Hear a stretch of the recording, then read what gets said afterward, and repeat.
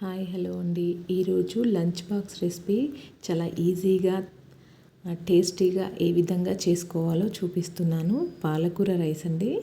మనం ఆకుకూరలు తినని వాళ్ళకి ఈ విధంగా మనము రైస్లో కనుక ఆకుకూరలతో వండితే చాలా ఇష్టంగా తింటారు. లంచ్ బాక్స్లోకి చాలా తొందరగా అయిపోయే రెసిపీ అండి ఇది. ఆకుకూరలు తిన్నా మన ఆరోగ్యానికి చాలా మంచిది. అందులో పాలకూర అనేది ఇంకా మంచిది అండి. సో దీన్ని ఏ విధంగా ప్రిపేర్ చేసుకోవాలి, ఎంత ఈజీగా ప్రిపేర్ చేసుకోవచ్చు అనేది నేను ఈ వీడియోలో చూపిస్తున్నాను. ముందుగా స్టవ్ అనేది ఆన్ చేసుకొని స్టవ్ పైన కడాయి అనేది పెట్టుకొని అది హీట్ అయిన తర్వాత 2 స్పూన్ల ఆయిల్ అనేది వేసుకోవాలి.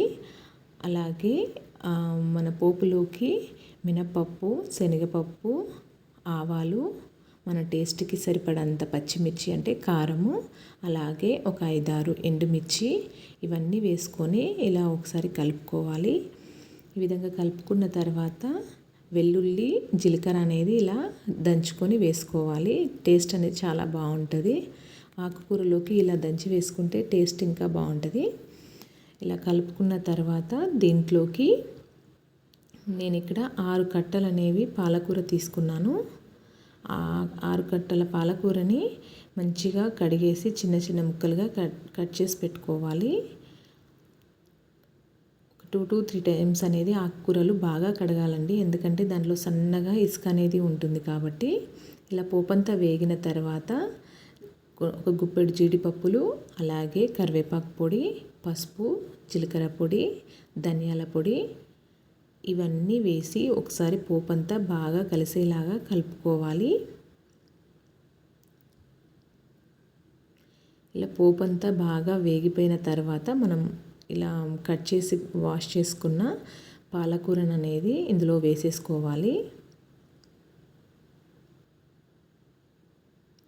ఇలా పోపులో అంతా వేసుకున్న తర్వాత ఒకసారి బాగా కలుపుకోవాలి. ఈ పాలకూర ఆకులో వాటర్ అనేవి ఎక్కువగా వస్తాయి.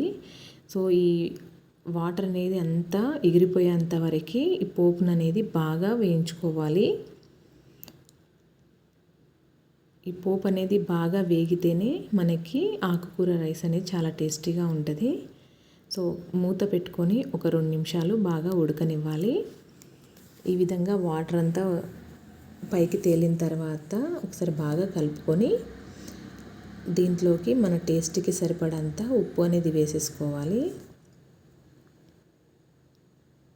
ఇలా ఉప్పు వేసుకున్న తర్వాత ఇది మొత్తం డ్రై అయ్యేంత వరకు బాగా వేయించుకోవాలండి. ఈ విధంగా మొత్తం డ్రై అయిపోయి ఆయిల్ అనేది పైకి తేలుతుంది.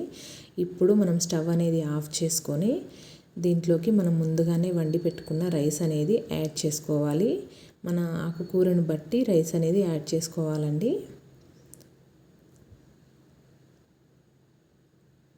ఈ విధంగా రైస్ అంతా వేసేసుకొని బాగా కలుపుకోవాలి.